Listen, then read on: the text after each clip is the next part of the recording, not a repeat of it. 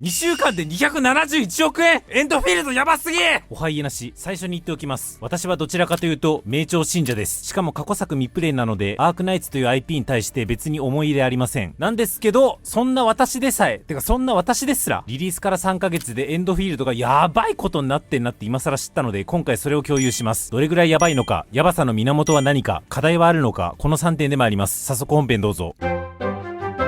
まずは事実を並べまくって本当にやばいのかっていうのを考えていきます。まずセールス。リリース2週間で1億7300万ドル、約271億円。数字が大きすぎて比較しないとよくわかんないですね。この数字はエンドフィールド開発元のハイパーグリフの本社が位置する上海市徐海区が俺の区の産業すごいだろって自主的にアピってるものなので、なかなか他のゲームと同じ物差しで比較できません。唯一手がかりになるのがモバイル版の収益で、エンドフィールドは2週間で約3000万ドル、ゼンゼロは11日間で約5200万ドル。ちょっと乱暴ですが、単純に正比例させると2週間で約6500万ドルになります。一方で名調はというと、リリースから1ヶ月、正確にはリリース後翌月の6月の1月ですが、そこで6200万ドル、2週間にならすと約3000万ドルですね。ここだけ見ると少なくともこのあたりの原神ライクのゲームってホヨバがこの並びで派遣取ってて、ついで名調で、名調が後発の壁として君臨してるイメージなんですけど、エンドフィールドはその名調の壁には少なくとも肩を並べていると言えるでしょう。で、もう一個大事なデータがあって、それがモバイル比率。エンドフィールドは中国国内では PC 版の売り上げが 60%、 さらに海外市場では PC 版とプレイステーション5版を合わせた売り上げの比率が約 70% に達してるそうです。実際エンドフィールドプレイした方ならまあわかりますよね。モバイル版で修正工業システムなんかやってらんねえよなって感じ。一方で従来の原神ライクのゲームの PC とモバイルの売り上げ比率は非公開なんですが、名調については第三者機関が PC 版とモバイル版の売り上げが約1対1であると推定しています。まあ感覚的には腑に落ちますよね。ってことはですよ、モバイル版においてエンドフィールドは2週間で約3000万ドル、名調もリリース翌月の6月の売り上げの半分が約3000万ドル。ただエンドフィールドにおいてはこの3000万ドルっていうのは全体の3割か4割程度、対して名調にとっての3000万ドルっていうのは全体の5割と想定って考えると、初動の全体のセールスってエンドフィールドの方が上回ってんじゃねっていうのが私の推定です。で、周辺データもそう語っているような気がしていて、例えば事前登録者数、名調は3000万人に達したらしく、これはこれでバグった数字なんですけど、エンドフィールドは3500万人。日本の YouTube チャンネル登録者数、名調はリリースから約3ヶ月後にあたる24年8月末時点では約17万人。一方でリリースから3ヶ月経過したエンドフィールドは約24万人です。予告特別配信の視聴者数についても、これは少し時間軸が違う比較ですが似た傾向で、名調ディスってるように聞こえるかもなので、もう一回言っとくんですけど、私は名調信者です。出してる動画がその証拠です。あと名調今一番おもろいんですよ。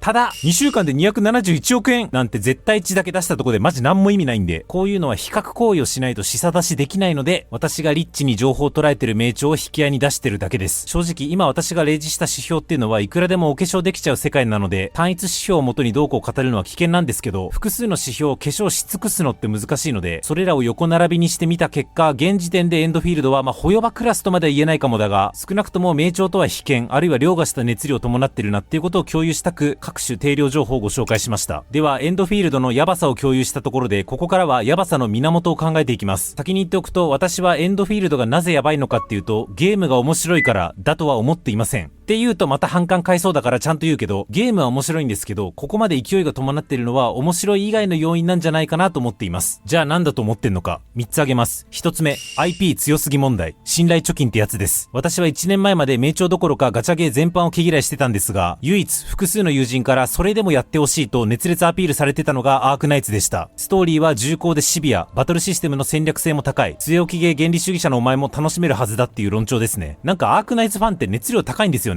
特に原神ライクゲーと違ってアークナイツって売上の割合が中国が全体の 34%、 日本は全体の 38% ということで、なんと本国よりも日本の方が多いんですね。で、同じくエンドフィールドもリリース初月のモバイル版の売上は日本が 32% でトップなので、アークナイツで積み重ねた日本での熱量がエンドフィールドにそのままなだれ込んでいる。もちろん私にすら案件飛んできたぐらいプロモーションはかけてるんでしょうけど、プロモでダウンロード数は伸びるかもしれませんが、セールスはゲームそのものが面白い、かつこの先うまいこと運営営やってくれるんよなっていう信頼もあって初めて積み重なる数字なので IP の力が大きいんじゃないかなと思います。これがヤバさの源の一つ目の理由です。二つ目、隙間つきすぎ。わかりやすいのは修正工業システムですよね。パッと見既視感あるインターフェースからのサティスファクトリー味ある工場自動化ゲー。私この手のシステム初めてだったんですけど、めっちゃおもろい。ある人がこのシステムの面白さを全能感って評してて確かにって思って、ライン作り切った後の俺がこの工業の神だ感が気持ちいいんですよね。なんなら自動化効率化が目的になっていて、生産した製品の家賃取引権の交換私サボってますからね。面白かったっていうのもあるけど、さっき言った通り私はこの手のシステム初めてだったので新鮮だったというバフも載ってた気がします。ちなみにエンドフィールドのバトルシステムの方も私は割と独自性があると思っていて、初見ゼンゼロとか名調とかのああいうよくあるアクションバトルものかなと思ってたんですが、それらほどアクション要素はなくて、むしろスタレみたく編成とコマンド選択を適切に行ってシナジーを重ねていく。そのベースにアクション要素が付随してるっていうぐらい、昔の作品ですけどゼノブレイドに近いゲーム性と捉えてるんですが、言うてこの差分だけだといつものゲーム感は拭えなかったと思うんで、修正工業が良くも悪くも中毒要素にも壁にもなってるなと感じました。あとは細かいですけどプラットフォーム、さっきも言いましたけど類似ゲームはモバイルが主戦場のところ、エンドフィールドは PC、PS5 がメインで、私としても良くも悪くもエンドフィールドは据え置きの重ゲーをプレイする感覚でいます。で、まだ差別化要素あると思っていて、また急に主観的なこと言うんですけど、私エンドフィールドやったことで思ったより自分萌え豚なんだなって気づいたんですよね。私はこういうキャラが好きでエッチしたいと思ってるんですけど、エンドフィールドって今のところ誰もいないんですよね。悲しいことに。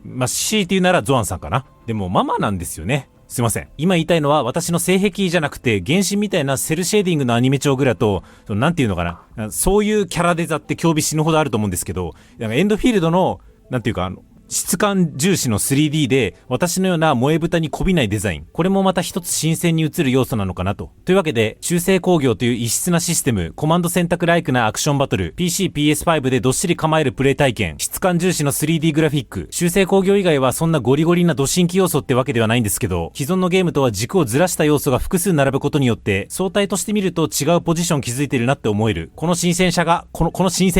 序盤の爆発力につながっていると感じました。ヤバさの源2点目は以上です。そして最後3点目、これが一番でかいと思ってるんですが、リリース時の完成度が高すぎん？確かに細かいところで言うと、さっき言ったデイリー入り直したら HP 全回復してろよとか、修正工業の見下ろし視点もっとズームアウトできるようにしろよとか、縦持ちうざすぎるだろうとか、キーボードとコントローラーシームレスに切り替えるようにしろよとか、いろいろありましたけど、紅の砂漠とかデナービがリリース時に浴びてた操作周りの批判とかと比べると枝葉の批判しかなくて、特に修正工業の一括操作モードとか、部品が足りなくても仮設置できる仕様とか、ユースケースガッチガチに定めてないと作れんだろこんな便利な UI、 なんでリリース時からこんなレベルなんだって私は感動しました。バグ報告とかもそんなありませんでしたよね。修正工業の見下ろしモードにした時にグラが二重に映るみたいなバグは初期遭遇しましたけど、コリジョン判定いかれててその場から抜け出せなくなるとか、次のイベント発生せずに積むとかそういうのはなくて、唯一思い当たるトラブルがペイパル決済事件、総額1200万相当の5決済なのでまあまあなインパクトでしたけど、即日に全額返金までこぎつける堅実な危機対応。ハイパーグリフにとってエンドフィールドは初めての 3D アクション RPG かつ初めてのフルプラットフォーム同時展開かつ初めての全世界同時展開なのに、なんでここまで最初から品質の高いゲームを穏やかにローンチできるんだ、すごすぎるって僕は思いました。昨今長期運営型のゲーム開発は完璧主義から脱却してとっととリリースしてユーザーの声を聞きながらアジャイル的に開発していく風潮ですけど、でも名調最初こけてなかったらもっと伸びてたんじゃねって私は思うので、最初から完成度高くトラブルなくゲームをリリースできたっていうのも初動のヤバさにつながった一因と考えます。以上3点。アークナイツ時代から積み上げてきた信頼貯金が日本でバチバチに効いていること、修正工業をはじめ既存のゲームと軸がずれた要素が重なって新鮮なポジションを取れていること、初めて尽くしなのにリリース時点の完成度が頭一つ抜けていたこと、これがエンドフィールドのヤバさの要因だと思っています。で、初動のヤバさの源について考えたところで、じゃあこの先ずっとその熱狂は続くのかってとこですが、私は続くと思っています。そう思う理由はちょっと後で話すとして、先に私が感じているエンドフィールドの課題を2つだけ共有。1つ目、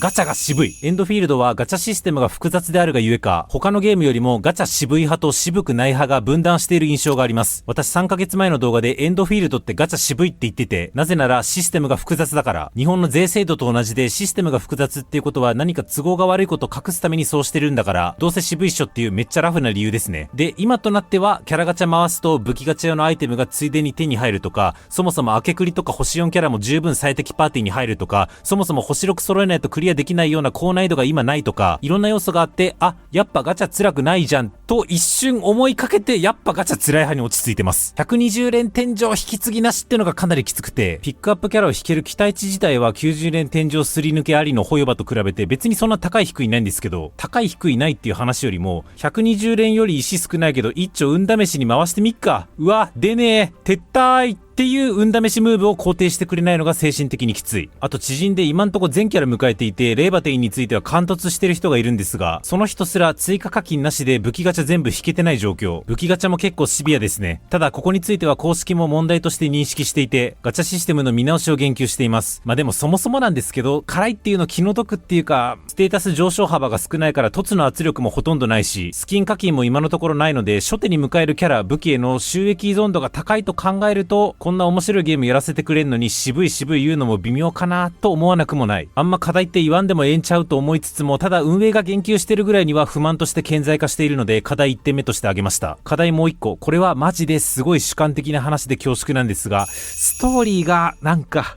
普通というか、これ私よりもアークナイツプレイヤーの人がエンドフィールドのストーリーをプレイして、今の時代はこういう感じしかできないよねみたいな広報腕組み彼女みたいなこと言ってて、私はどういうことなのかさっぱりわかんないんですけど、まあ私の感性だけで言うと、ストーリーおもろいからアークナイツやれって布教してきた友達がいる割に、エンドフィールドのストーリー今のところ結構薄味だなって感覚です。その友達にエンドフィールドの感想を聞いてみたら、アークナイツの好きだったとこがなんか国家とか種族とか差別をなんかその歴史も含めて描写してるっていうとこだったのに、エンドフィールドはそこが弱いって言ってました。そうなんだ。個人的にストーリーが面白いっていうのはゲームのマンネリ化を防ぐ一番効果的な要素で、長期運営タイトルのマストだと思ってるので、こっからますますストーリーが面白くなるといいなと思ってます。こういうのは積み重ねであって、名調のラハイロイもスタレのオンパロスも長い助走あってのカタルシスなので、今ができてないというより今後に期待という感じですね。最後は少しだけ私が思う課題を共有しましたが、さっき言った通りエンドフィールドは今後ますます盛り上がっていくと思っていて、なぜなら直近のアップデートの勘どころが良すぎるから。これまで必死こいて気質厳選しても強化したキャラがパフォーマンスするための高難易度コンテンツが